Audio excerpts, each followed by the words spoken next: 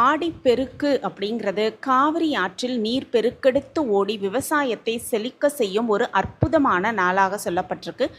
அந்த ஆடிப்பெருக்கு நாளில் மாங்கல்ய கயிறு மாற்றும் பொழுது இந்த ஒரு விஷயத்த குறிப்பாக இந்த ஒரு விஷயத்த கவனித்து நம்ம செய்யணும் அப்படின்னும், எந்த ஒரு பொருளை கண்டிப்பாக மாங்கல்ய கயிறில் சேர்த்து கொள்ளவே கூடாது அப்படிங்கிறத பற்றியும், கணவரின் வருமானம் தடைப்படுவதற்கு அந்த ஒரு பொருள் கண்டிப்பாக இருக்கும் அப்படிங்கிறதுனால மறந்தும் கூட அதை சேர்த்து கொள்ளக்கூடாது அப்படிங்கிறத பற்றி இந்த பதிவில் நம்ம தெரிஞ்சுக்கலாம்.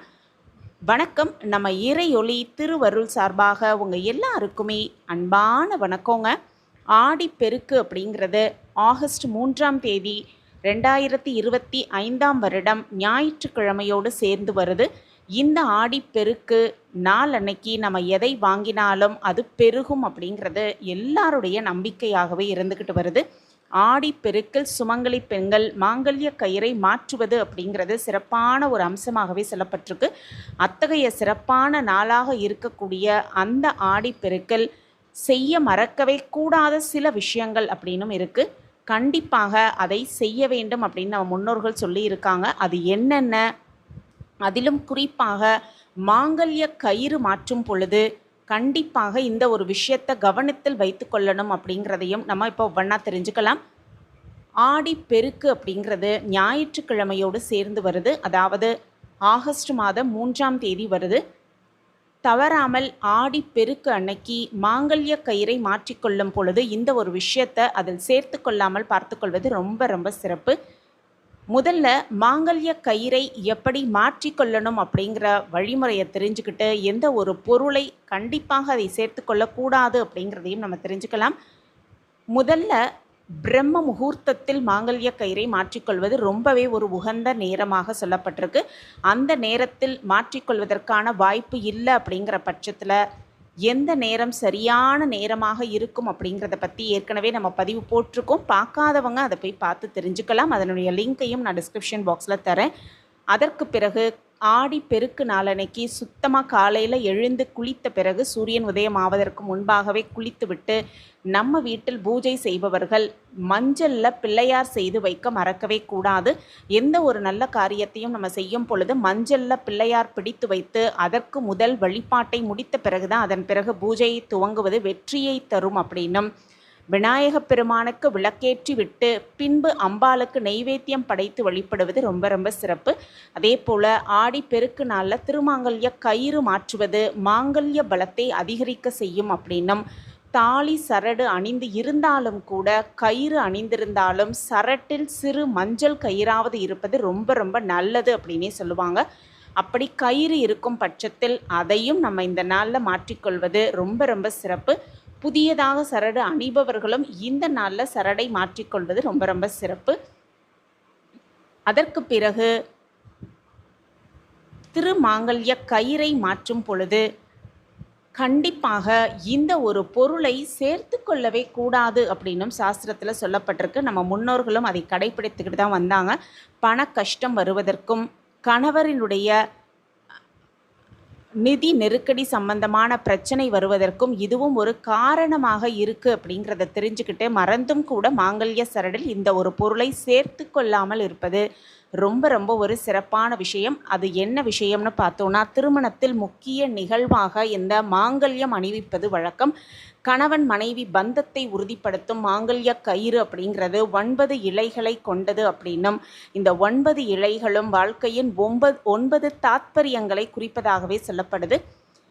மஞ்சள் கயிறில் தாணி அழிபவர்கள் வாரத்துக்கு ஒரு முறை தாலி கயிற்றில் எண்ணெய் பிசுக்கு அழுக்கு போக கொஞ்சமாக அந்த தாலி கயிற்றை சுத்தம் செய்து பளிச்சென்று வைத்துவிட்டு அதற்கு மஞ்சள் பூசி குளிப்பது அப்படிங்கிறது ரொம்பவே சிறப்பான ஒரு விஷயம். அவ்வளவு புனிதமாக கருதப்படும் அந்த திருமாங்கல்ய சரடில் சில பேர் பார்த்தோன்னா சேஃப்டி பின் அப்படின்னு சொல்லப்படும் அந்த பின்னை மாட்டி வச்சுருப்பாங்க. தவறுதலாக கூட இந்த பின்னை மாற்றி இருந்தால் அதை வெளியில் எடுத்து விடுவது ரொம்ப ரொம்ப நல்லது. புது மாங்கல்ய சரடு ஆடி 18 அன்னைக்கு மாற்றிக்கொள்ளும் பொழுது இந்த ஒரு தவறு நம்ம செஞ்சிருந்தோன்னா அதை அகற்றி விடுவது ரொம்ப ரொம்ப நல்லது. அப்படி செய்யவில்லை என்றாலும் அந்த நாளில் புதியதாக சேஃப்டி பின்னை அந்த மாங்கல்ய சரடை மாட்டிக்கொள்ளாமல் பார்த்துக்கொள்வது ரொம்ப ரொம்ப சிறப்பு.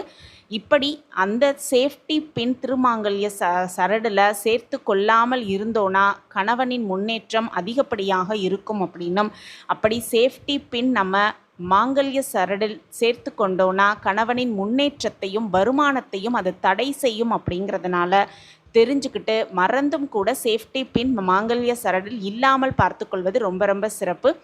இரும்பால் செய்யப்பட்ட எந்த ஒரு பொருளையும் திருமாங்கல்ய சரடோடு சேர்ந்து அணிவதோ திருமாங்கல்யத்தில் கோர்த்து கொள்ளவோ கூடவே கூடாது அப்படின்னும், காரணம் என்ன அப்படின்னு பார்த்தோன்னா இரும்பு சனி பகவானின் பார்வை பெற்ற ஒரு உலோகம் அப்படிங்கிறதுனாலும் இது எதிர்மறை ஆற்றலையே தரும் அப்படிங்கிறதுனால தாலி சரடில் மறந்தும் கூட சேஃப்டி பின் போன்ற பொருட்களை கோர்க்காமல் இருப்பது மிக மிக ஒரு நல்ல விஷயமாகவே சொல்லப்பட்டிருக்கு. அதே போல் பார்த்தோன்னா திருமாங்கல்ய கயிறு நைந்து போன நிலையில் இருக்கவே கூடாது அப்படின்னும், நூல் பிரிந்து விட்டாலோ நல்ல நேரம் கிழமை பார்த்து கண்டிப்பாக திருமாங்கல்ய கயிறை மாற்றிக்கொள்வது ரொம்ப ரொம்ப சிறப்பு. அதே போல்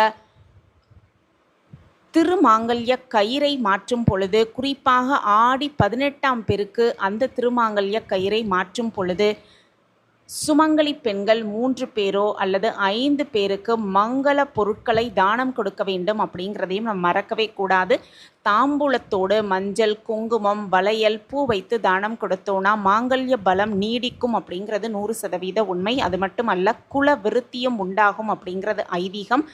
ஆடி பெருக்கு அன்னைக்கு வீட்டில் குறையாமல் இருக்க வேண்டிய முக்கிய பொருட்கள் சிலது நமக்கு நல்லாவே தெரியும். அந்த எல்லா பொருட்களோ அதை முன்கூட்டியே வாங்கி வைத்து விடுவது ரொம்ப ரொம்ப சிறப்பு. கடைசியாக பார்த்தோன்னா ஆடி பெருக்கில் வாங்க வேண்டிய முக்கியமான ஒரு பொருள் என்னன்னு பார்த்தோன்னா மஞ்சள் கிழங்கு. அது குண்டு மஞ்சளாகவும் இருக்கட்டும், விரலி மஞ்சளாகவும் இருக்கட்டும், எது கிடைக்குதோ அதை வாங்கி பூஜை அறையில் வைத்து வழிபாடு செய்வது ரொம்ப ரொம்ப சிறப்பு. அதே போல் கணவன் காலில் விழுந்து அவரிடம் ஆசிர்வாதத்தை பெற்றுக்கொண்டு கணவன் கையால் 3 இடத்தில் குங்குமம் வைத்துக்கொள்வது அன்னைக்கு ரொம்ப ரொம்ப சிறப்பு. நெற்றி வகுடு, புருவங்களுக்கு மத்தியில் குங்குமம் வைத்துக்கொள்வது, அதே போல மாங்கல்யத்திலும் குங்குமம் வைத்து கணவரின் ஆசிர்வாதத்தை முழுமையாக பெற்றுக்கொண்டோனா தீர்க்க சுமங்கலியாக இருக்கும் பாக்கியம் முழுவதுமாக நமக்கு கிடைக்கும் அப்படின்னும், அம்பாளின் பரிபூரண ஆசிர்வாதத்தை பெற்றுக்கொண்டு சகல சௌபாக்கியத்தோடு வளமாகவும் நலமாகவும் வாழ்வதற்கான அத்தனை வாய்ப்புகளையும் பெற்று செல்வ சுபிக்ஷமாக வாழலாம். இந்த பதிவு உங்களுக்கு பயனுள்ள பதிவாக இருக்கும் அப்படின்னு நான் நம்புகிறேன். நம்ம சேனலில் நீங்கள் ரொம்ப ரொம்ப ஆதரவு கொடுத்துக்கிட்டு வரீங்க. எனக்கு ரொம்ப ரொம்ப சந்தோஷம். உங்கள் ஆதரவும் மென்மேலும் கிடச்சிக்கிட்டே இருக்கும் அப்படிங்கிற நம்பிக்கையோடு மீண்டும் ஒரு புதிய பதிவில் பார்க்கலாம். இந்த பதிவு உங்களுக்கு பிடிச்சிருந்ததுன்னா மறக்காமல் லைக் பண்ணுங்கள், ஷேர் பண்ணுங்கள், அப்படியே ஒரு கமெண்ட்டையும் போட்டுருங்க. உங்கள் கமெண்ட் தான் எங்களுக்கு மிகப்பெரிய ஒரு ஊக்கமாகவே இருக்கும். மீண்டும் ஒரு புதிய பதிவில் பார்க்கலாம். நன்றி, வணக்கம்.